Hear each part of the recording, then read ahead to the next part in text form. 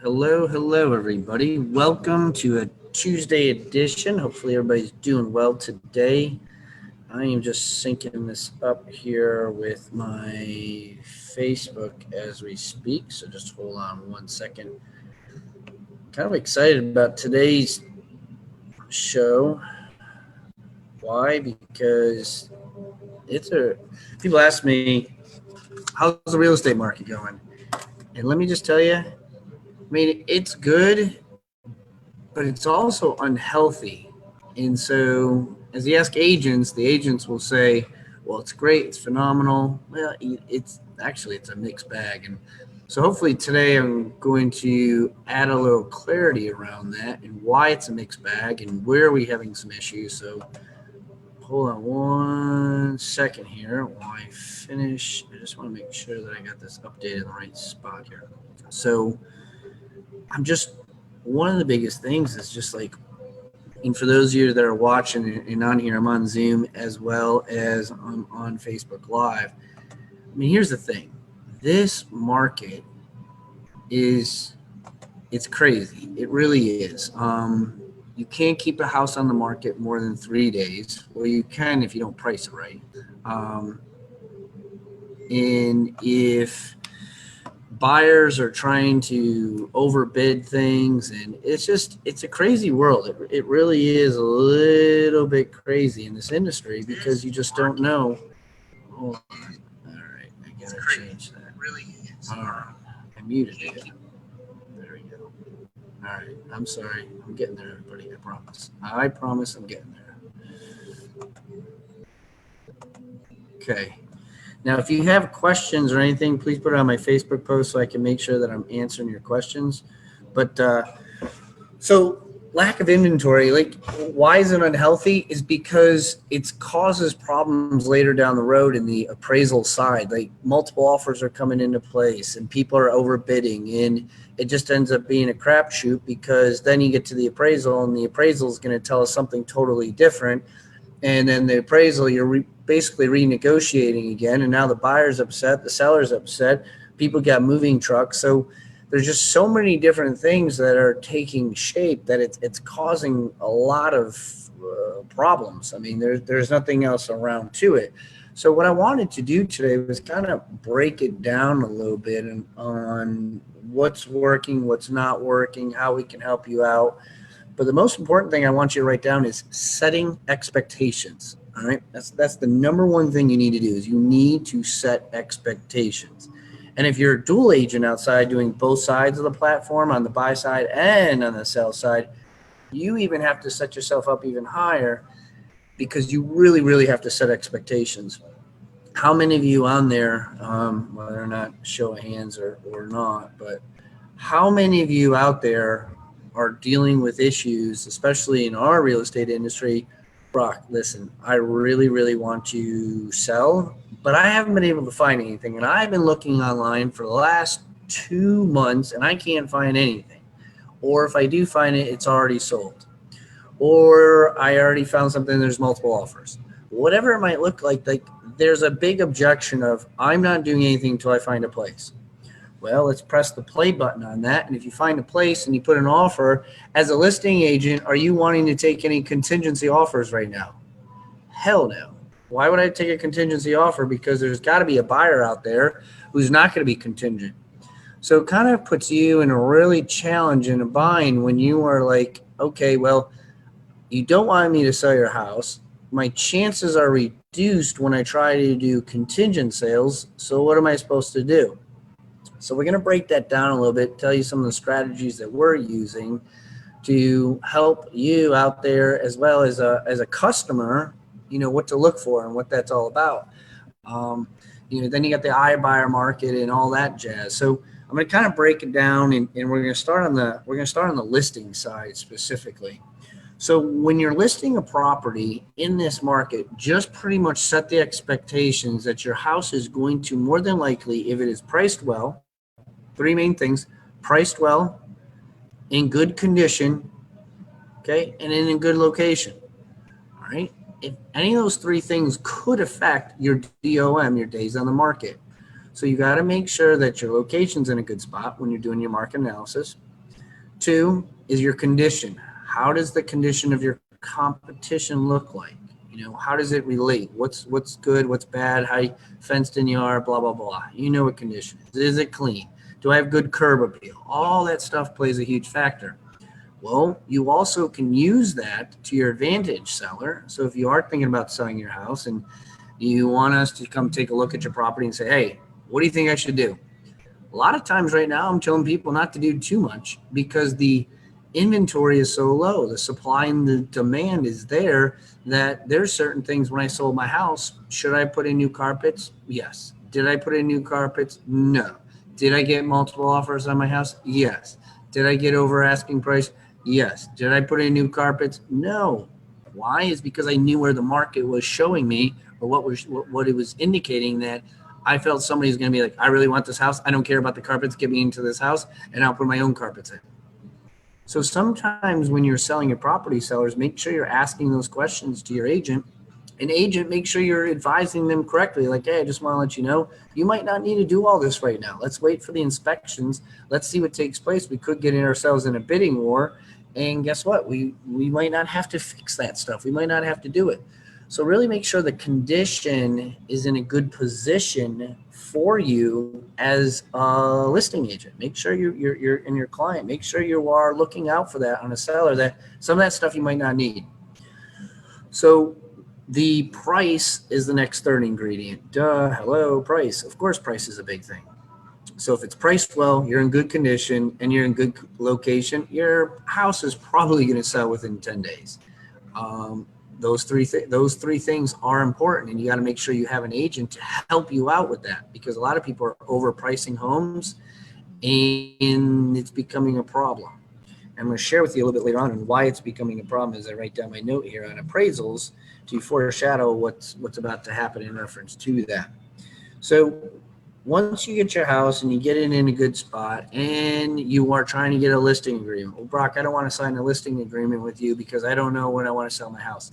Okay, objection. I don't want to sign it because I don't know when I want to sell. Okay, how you handle that is not a problem at all. What I will do is in here I have a marketing date. I just need this signed, so you can start to hire your professional pictures, professional measurements. Maybe you have to order a sign, work on a lockbox. Maybe you got to do different things with your social media. There's a lot of prep work that comes into place. So the no problem at all. You can sign my listing agreement now to hire me so I can move forward. And I will put a marketing date, for 3 weeks out. Who's to say when you can and can't put the marketing date? So take a look at that to make sure that you put the marketing date out there, and you can make it whatever you want to be. Not a problem at all. We're just going to put this out for 21 days. We can always move it up, but we can't really move it back. So make sure that you can do that going into your listing presentations, is just adjust your marketing date. Now, and it comes time for looking at homes. I'm going to share with you a little secret that I've learned and how to help your client who is your seller right now, is going to then jump onto another wagon, become your buyer. Well, the biggest objection that they've given you is if they can't find a home to buy, they really don't want to sell. So you do need to talk about that at your listing presentation and what that looks like. So for us, when we're having the conversation, is we pretty much already focused on that a little bit during our pre-listing that we did with them. And we already know some information. So one of the things that I'm doing when I go into the home now is after I do the whole listing presentation, I go with it. Now let's talk about our strategy and our plan to be able to help you out on buying your property. Brock, I've already looked. I can't find anything. There's nothing there. Okay, great. Where have you been looking? Oh, I've been looking on Zillow. I've been looking on Trulia. I can't find anything on MLS. Okay, great. That sounds like you've been doing your research and you've been doing a lot of things. How about this though? Have you been looking at all the homes that are in the criteria you're looking for in the last three years? What do you mean, Brock? Well, I mean that all the homes that haven't sold, that wanted to sell, but something took place, they withdrew it, something happened, they didn't like their agent. I don't know, but in the last 3 years, have you looked at any of those homes? No, I don't even know how to get that. Well, and then I take out my little piece of paper and I have all the homes that have been expired in the last 3 years. And sometimes I have 10 and sometimes I have 27 of them. And I showcase them. I said, well, I have 27 potentials that I might be able to reach out to. I also have a software program that allows me to be able to get all their phone numbers so I can actually reach out to, call them. In worst case scenario, what I also do is door knock on their house and ask them if they are interested in selling their property anymore. And guess what? I use my door knocking scripts to be able to do that. Now, are you interested in hiring me to list and help you buy your house? Am I bringing more value to the table when it comes time for that? And hell, if you're really good at door knocking scripts, guess what, everybody? You might be able to get yourself a listing on that side too. Okay? And guess what? You have the same conversation. Well, we never want to sell our house because we can't find a house. Okay, great. Let me just tell you what I'm doing over here for my other clients and how they hired me to help them. And I can do the same thing for you. And here's how my plan works. You see how this starts to unfold? Do you see how this works? Do you see how having conversations and setting the expectations and sharing your value to your client lets them know what can take place? Do you hear how the marketing agreement or the listing agreement can be used for your benefit if you know how to use it? All right. These are all key things and strategies that we use to be able to help get homes listed, to find other homes as well out there for our buyers. Excuse me, hold on a second. I get a drink. All right. So, have we got any questions? I don't see any questions, but it's hard for me to see what I'm doing on this thing. All right, I don't know what we got here. I don't see anything right yet, so I guess we're good. All right, so the next piece of the ingredient is on the buy side. All right, lack of inventory. I'm a buyer's agent. Okay, what does that mean? What is that all about to us? So we got to make sure that we understand what we're getting into when we're a buyer's agent, and it's really, really important that we set the expectations, because in this case, we need to figure out ways that we are going to be able to cultivate this business. We're going to be able to ways to win out the offers. So I want you guys to write this down. Okay. I work with EXP. So there's iBuyers, and one of the things that we use is express offers. But guys, let's just talk about this, and some people get bent out of shape and pissed off, but you know what? It's just the reality. Okay, there's iBuyers everywhere. I've seen several of these agents, they say, I'll buy your house, I'll do this. Guys, here's the bottom line. Nobody's buying anything except the people who got the money, and the people who got the money are working for hedge funds, and they got a ton of money. That's where all the money is, okay? So when they buy it, we're leveraging different things. How do I do it? Is I use different platforms. Do you think Brock is pulling out his checkbook and saying, do you think those other agents are pulling out their checkbook and saying, I'll buy it? No. We're leveraging hedge funds to be able to buy the time period, to be able to sell the house, to be able to buy your house for cash, to make it look good, okay? So one of the ones that I use that I strongly recommend is called Ribbon, all right? Ryan is one of our guys. If you want more of his information, feel free to reach out to him. But Ribbon is what we use in order to help our buyers come up with a cash offer. And Ribbon will buy your house. Now, I'm not going to come in here and start talking about Ribbon. I'm going to let Ryan, or I can get it set up so that way you can have a conversation with Ryan. I can put that together for you, but understand, because there are certain fees, but we negotiate the fees into our closing costs, and we have it all mapped out. So in that way we can come in with a strong offer.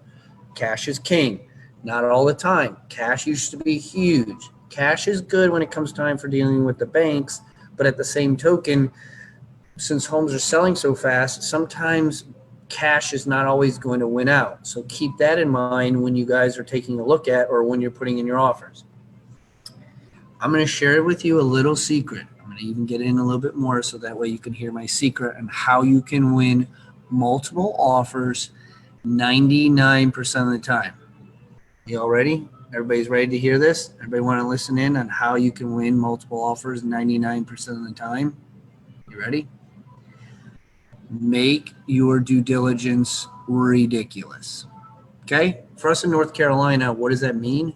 Make your due diligence money ridiculous. I guarantee you, if you put $10,000 down for due diligence and you put the asking price, who's going to have a chance to win the offer? Okay? So here's the key ingredient. Well, duh, Brock, of course. Well, then why don't we do it? Because the risk, okay? The higher the risk increases your chance to win the deal. Okay, I will say it again.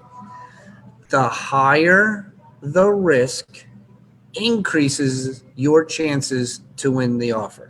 It's that simple. Okay? All right, I had to do that. So just remember that.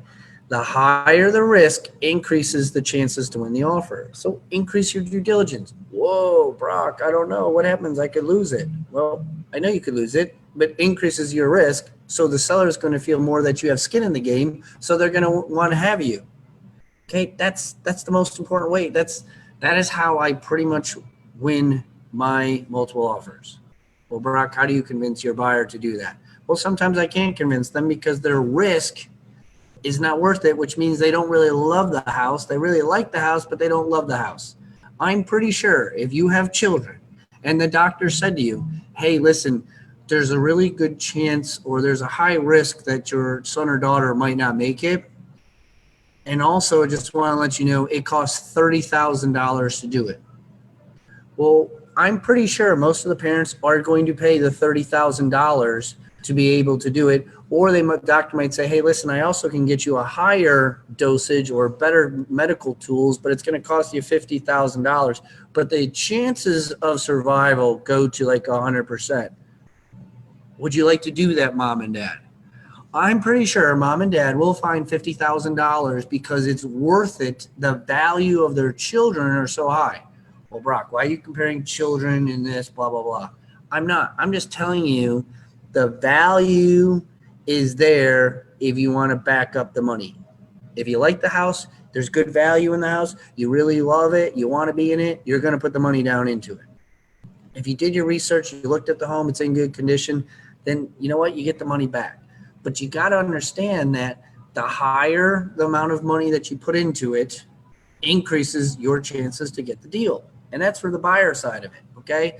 You can come up with every term, I'm going to pay for over asking price. And so understand that's how the due diligence side works. If you want to win multiple offers, increase your due diligence amount, and that's how you get it. Now, you can increase your due diligence amount and also increase your time period because you're going to need more time for possible appraisals and everything else. So let's talk about the big A word. Yes, the big A word, appraisals. So what's taking place in appraisal land right now is a lot of people are coming in with these multiple offers. Guys, let's cut to the chase. Appraisals are hurting us, and it does nothing to mean if you're an appraiser. I'm not taking away from being an appraiser, because here's the thing. Why are appraisals hurting us? I'm pretty sure when appraisals go in and they're getting ready to, they get your contract and the bank calls and Bank of America says, hey, Johnny, I need you to do an appraisal for us. Johnny gets in his car. Johnny goes to the house. He maybe done some of his comps beforehand. And Johnny's just kind of relaxing while he's doing it. He gets to walk through the house gingerly. He just looks around. He does what he needs to do. I'm pretty sure there's no other appraisals knocking on the door on his subject property saying, hey, I'm here to do an appraisal too. I'm pretty sure of that. And I'm pretty sure there's not another person behind that other person. And I'm pretty sure there's not 3 or 4 appraisers in the house trying to get it done to be able to get it over to the bank, because the first person who gets the appraisal gets the bid and gets the deal and makes the money. I'm pretty sure of that. So what does that mean? I'm pretty sure that the appraiser is not putting emotion into his price when he's doing it. He's looking at the data of the homes, of the market analysis with zero emotion attached to it, meaning that his present or his price might be a little different than emotional price backed in with the buyer's agent and the doors knocking and the buyer's in the house and there's 4 other cars out on the sidewalk waiting to come into the house. Do you understand the emotion that is now involved when you're getting ready to submit an offer? Buyer agent, what should I do? I want to put in full asking price. Well, I just want to let you know we can put in full asking price, but we got a couple cars out there, so who knows? There could be multiple offers. Oh my goodness, I want this house. I need it. I don't care. Put $10,000 over. Okay? That's an emotional decision that's going place. And as a buyer's agent, you're not acting emotionally. You're just still saying to them, like, you're right. You've already lost 3 deals. You're going to have to increase. Okay? At that time period, a buyer agent should be saying, hey, listen, I just want you to note that if we increase the due diligence amount, increases our risk, which gives us a better chance to win this. So I would put in $5,000 due diligence. Okay? Setting the expectations, teaching your client how to win deals, getting yourself in a better position, because I'm pretty sure as a buyer's agent, you're going to get tired driving around showing property and losing out on multiple offers. Okay? I like doing the one and dones. Okay? One house, one offer, one closing. It works for me. I like that. How do you do that? Set the expectations. Okay? So with that being said, is how the appraisals are a huge impact. And you got to understand the appraisers aren't in the emotion. So right now, they're seen to be a little bit lower. The appraisals are coming in a little bit lower, especially if you're in multiple offers and it's overpriced. I just did an appraisal class on some of the things that I learned with my lender, and he was coaching up on what to do. If you're a listing agent, make sure you bring all the offers to the appraiser. Bring it to, hey, you know when the appraisal's happening. Hey, knock, knock, Mr. Appraiser, how you doing? My name is Brock Zevan, EXP. Just want to touch base with you. Got the listing here, and I just want to let you know that I have four other offers. I thought it was important to you that you would see all these offers to understand this property was in high demand. I know there's no emotion that's involved inside making your price, but I just want you to know that this property was in high demand, and take a look at all these offers. All of them are over asking price. Would you like to take a look at these? Okay, if he says no, okay, great. But at least he's set inside his head, because guess what? I'm pretty sure the appraiser, when he gets the task, is not saying, hey, hey, Bank of America, how many offers came in on this house? Okay, they don't know. They just know the one offer that they have, and that's the one that they're looking at. So do you think that's important to know, whether or not there's multiple offers on the table? Yes. Buyer's agent. Sometimes you can't just show up and say, hey, buyers, try to persuade this appraiser, but you can reach out and show them your comps. You can have the listing agent, hey, listing agent, are you going to be there? I'd like to have a conversation. We really got to make sure that this appraiser knows all our market analysis on the property. Do you think you can show them all the offers that came to the table? I can't. You are the only one that knows all the multiple offers. I can only show them what I know. Do you think that's important? Do you think the appraiser at least will understand that this buyer's agent, this listing agent are putting forth effort to try to showcase and represent a property that they both agreed to the price on? Okay, do we understand? Buyer's agent and listing agent, you conducted a real estate contract guiding your client to this price, and you have signatures. So shouldn't you back that up? Shouldn't you at least say, like, hey, this is why I did this. This is what I got going on, instead of being like, hey, let us know when you're done. I'm in the back seat over here hanging out and having a lunch and relaxing.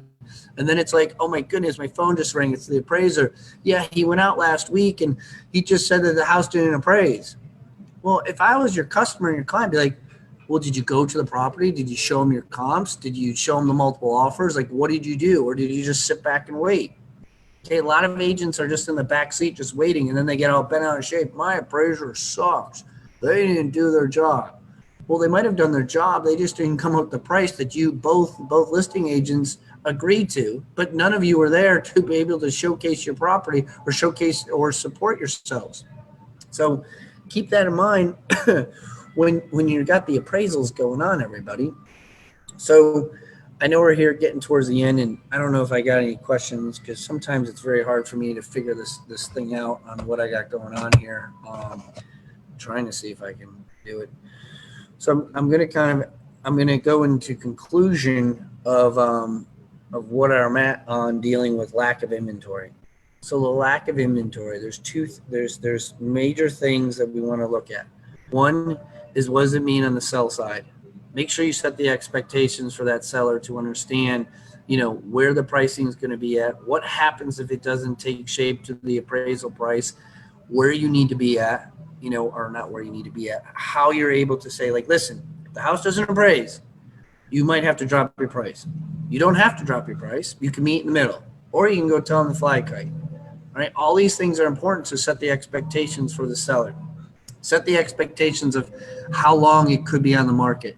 Set the expectations for the seller that, you know what, yes, I understand that you might not be able to find a property, but I have some strategies and tactics to be able to look at other resources that maybe other agents aren't looking at. They haven't been coaching themselves up enough to be able to know to look at the expired market, to look at the withdrawals. Understand where you can get those phone numbers. If you want those phone numbers, we have programs that, you just pay monthly fees and they get those phone numbers so you can look them up. You also know how to drive to people's homes. Door knock scripts. If you want door knock scripts, let me know. I'll send them over to you. Put your email in here. All these different things, because guess what? When you're being interviewed, the agent's going to say, well, hell, why do I need, or your clients are going to say, why do I need you? I mean, hell, the homes are selling so quickly. Yes, those homes might be selling quickly, but I'm also pretty sure once the home is sold, the same process takes place. Inspections, appraisals, attorneys, title search, all these different things take shape. I'm pretty sure you're still going to need me. So it's important. Just because it's a lot easier. Yeah, my marketing's not there, but I'm going to be spending more money on trying to find you a home in order for you to find your property. So the value of me is very, very important, so you can understand that. All right. So keep that in mind when it comes time for your listing presentations and what that looks like. So we understand the tactics that we're doing with sellers and the objections of them trying to find a house. How to use expired listings as a way to be able to showcase your value of the searches that you're going to be able to do. Sometimes it doesn't work. Unfortunately, I'm dealing with one situation that I have not been able to find a home, and it's also a unique parcel, but there's not a lot of homes. There is not a lot of inventory. All right. And then the other thing is how you handle appraisals, what you're doing for your due diligence money, how to increase multiple offers, what that means to your buyer, how you're able to go about by doing it. And understanding when the appraisal time period comes, buyer agents and listing agents, don't sit on your seat with your hands underneath your legs. Get yourself up, find out when the appraisal is, bring them multiple offers, bring them your comps, share with them why your client loves this property, share with them that they looked at 4 other homes in this zip code, in this school district, and they haven't been able to land the property, and this is the one, and understand that emotional side of what's going on. It might not work, but guess what? I know it doesn't work if you don't do anything at all. Okay? So, take the lack of inventory not as a negative. Take it as a positive. Take the situation of dealing with, sorry, my phone is ringing. Lack of inventory is something is positive. Use this as a way to teach people and let them know. People always ask, Brock, the market's crazy, isn't it? I'm like, it is. It's not healthy right now. What? Not healthy? What does that mean? Well, let me explain to you. Okay? I'm bringing something different. I'm sharing with them like, hey, you got to be careful with this market, and here's why. Here's what we're seeing. Yes, you can sell your house fast, but then it's also causing problems later down the road. And here's some of the things that we've been doing to help out with that. All right, guys. If you are interested in any of my coaching material, if you want to know a little bit more about what we got going on, if you're interested in being on my podcast, if you, I don't know, whatever it is that you want, you just text me, email me. I will give you anything that I possibly have. I'll send you over my information. I'll send you scripts. And I'm on here Tuesdays and Thursdays, 1:30 to 2 o'clock. And if you need anything from me, as always, IM me or text me or email me or whatever you like. Guys, I appreciate you. Enjoy the rest of your day and learn as much as you can to teach others. All right, guys. Have a great one. Talk soon. Bye.